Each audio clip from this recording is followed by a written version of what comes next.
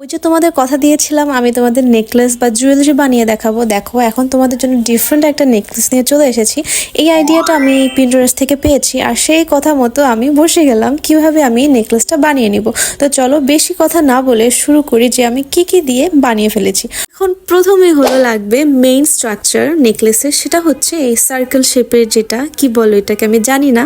ওইটার জন্য একটা ওয়্যার নিয়ে একটা রাউন্ড শেপ করে নিয়েছি এবং পরে হাত দিয়ে তুমি তোমাদের ইচ্ছা মতো করে নিবা। বিশ্বাস করো আমি প্রথম যখন বানাতে নেই আমার না অনেকটা কনফিউশন ছিল যে আল্লাহ আমি কি বানাতে পারবো, ফাইনালি কি সুন্দর হবে, কিন্তু না, আফটার অল এটা আসলেই ভালো লাগছে।